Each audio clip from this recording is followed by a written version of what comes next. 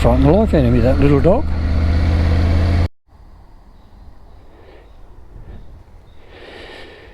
Well, I have my pest control man, Drew, Bugology. He's been doing our house for donkey's years.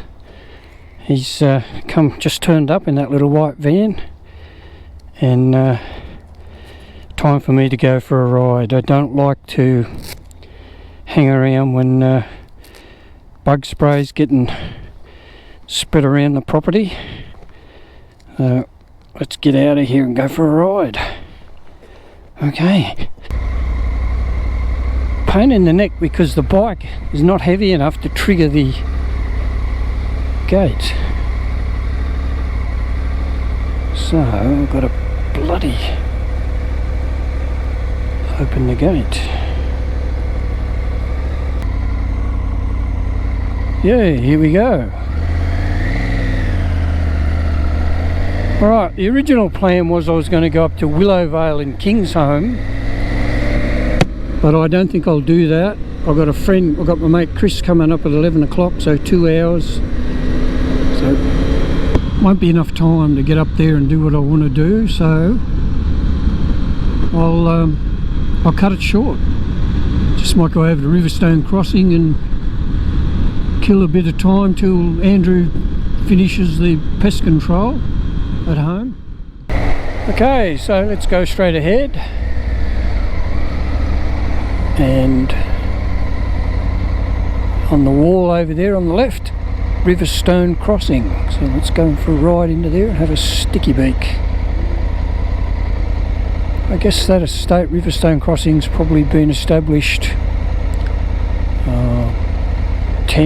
12 years, 15 years I guess.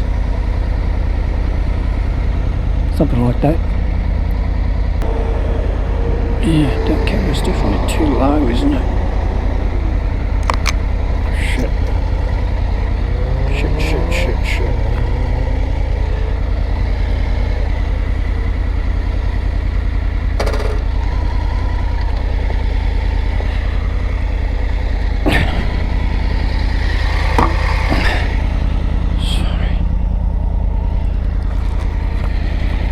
Sorry.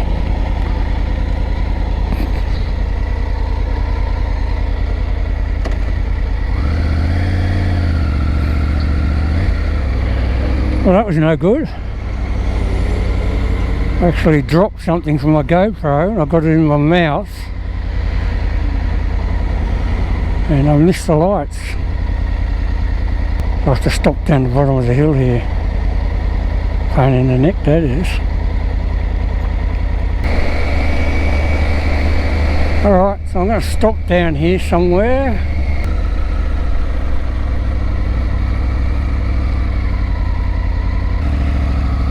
Righto, so I had a bit of a play around, adjusted the position of the GoPro. I put my little cap that fell off back there at the traffic lights, I put it back on the top of the GoPro. And nice house, sold. They're very large blocks of land here, very prestigious houses,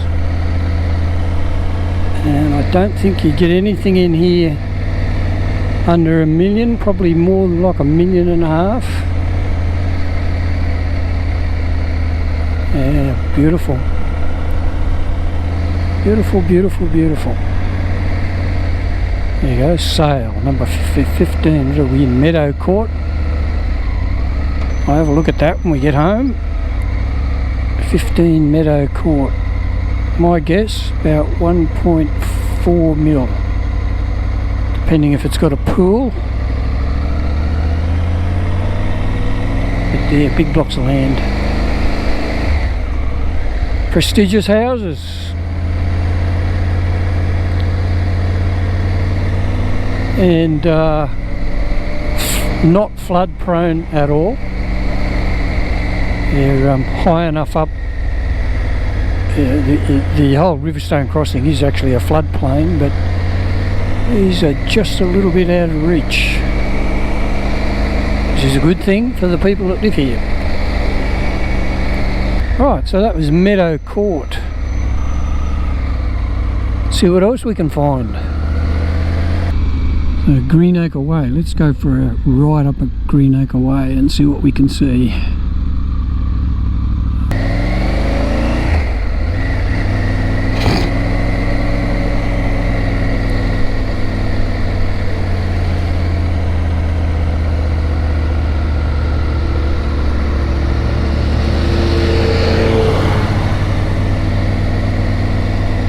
So this is Greenacre Way.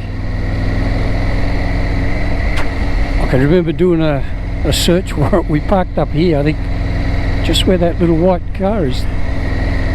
And there was a vacant, let's go up here, there was a vacant block of land in front. The house hadn't been built.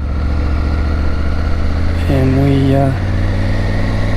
we snuck down through the vacant block of land, came into the rear of the house, and a couple of us went around the front and a couple of us went around the rear, and the house was empty. No one was home.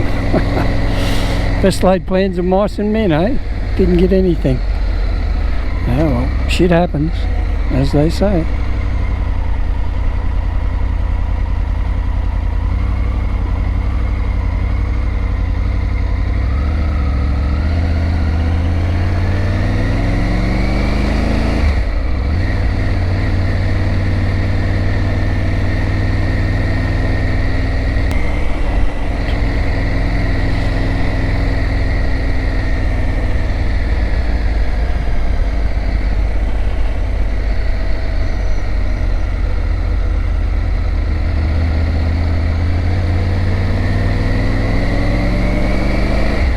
Right, so it's turn left.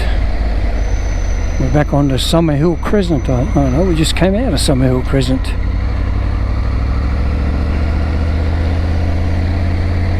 Go left again. Where is it? Lagoon Park Drive.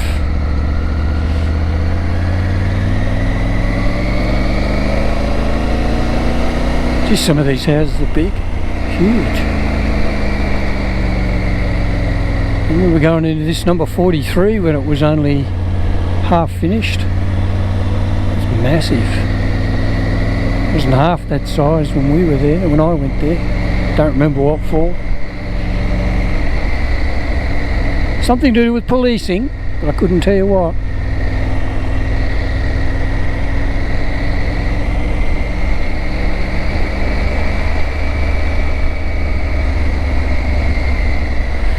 I know some of these houses in Riverstone Crossing, not in this particular prestigious part where we are now.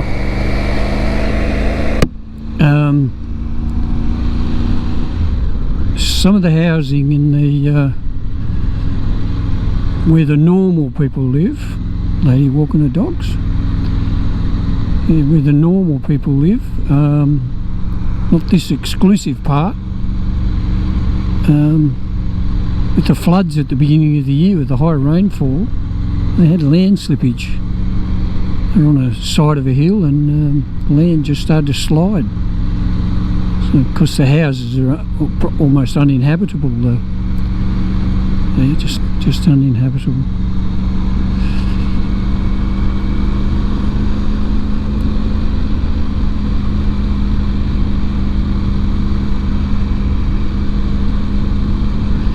Which is a shame. I feel really sorry for people like that.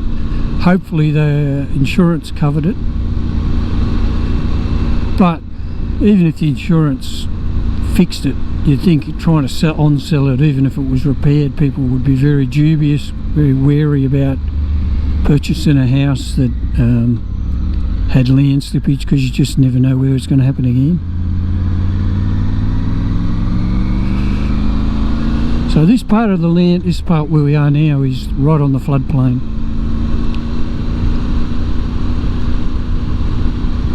And I remember when this estate was first, they built this bridge here, when this estate was first built. They had this magnificent bridge, and you came over here, well, there's these two bridges. You literally came off the end of it, and it was just a dirt track, and it was like that for ages. I don't know for how long, but it was a long, long time.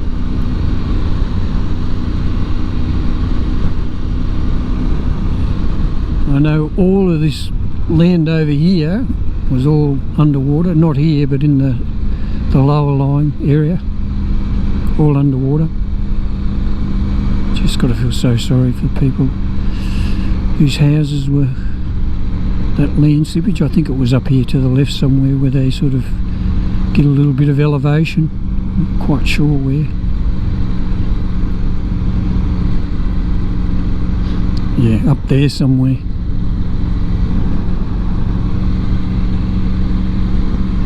But you would have thought that before even the developers and the local council, before they gave permission to develop it, subdivide it for housing, that's one of the things that they would have been aware of and checked.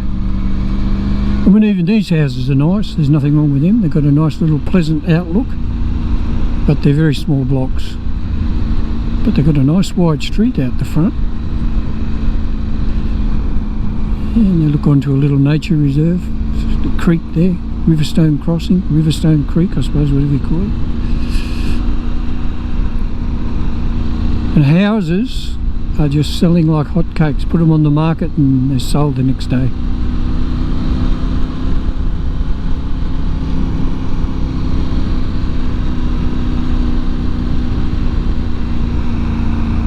Yeah, I guess that's a phenomenon that's not unique to here. It's Australia-wide. I don't know about internationally. But houses, as soon as they go on the market, they're just getting snapped up. And I suppose if you're a seller, it's a good thing. But the prices are just unrealistic. There's two sold, this one and that one back there on the left. Yeah, the houses, the prices are just crazy. Just even average houses are going for astronomical prices. For sale.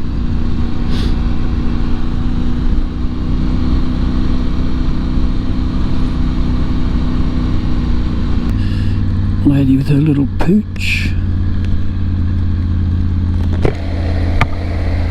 Tiny little thing, isn't it? The dog.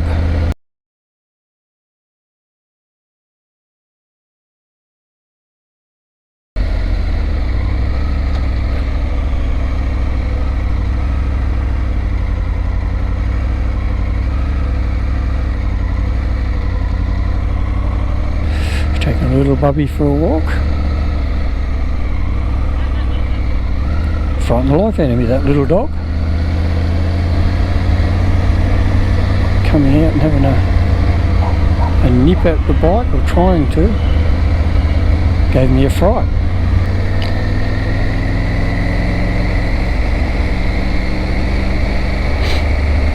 Let's go down Melaleuca.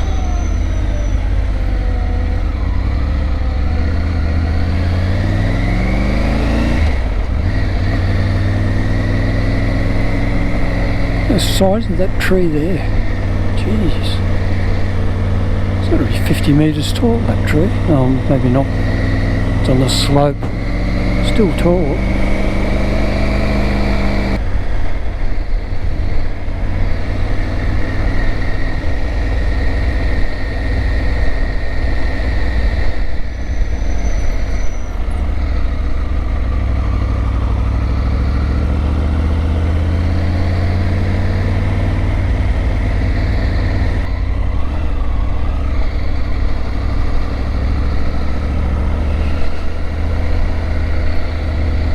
It's certainly a very well laid out estate.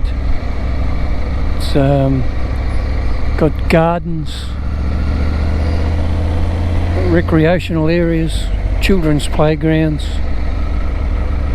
very, very, very nice walkways, very neat and tidy.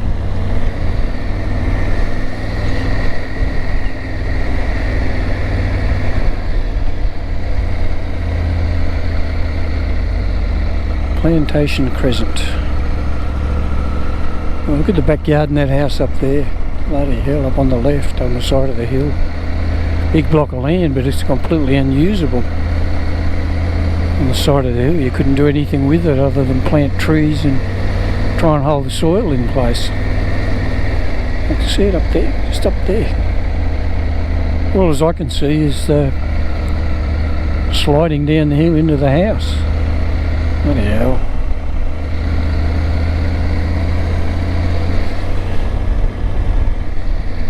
Well, I'm not going to go up onto the side of the hill. Another lady walking a dog. Well, it's time to go home. I've got my mate Chris coming in about an hour for morning tea, and his friend Laura coming up from Nambucca to drop off a bike or pick up a bike, one or the other. Not sure which. I'll be home and meet him. And with a lovely Air Jordan jacket. Now all these playing fields were all underwater completely. The flood. Yeah. You think it's only a matter of time before this goes under where we are. I just hope that some of these houses here are elevated enough not to get it.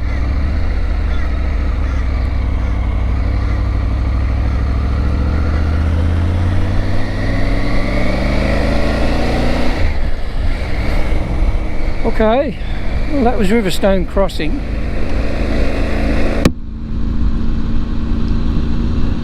Nice Porsche.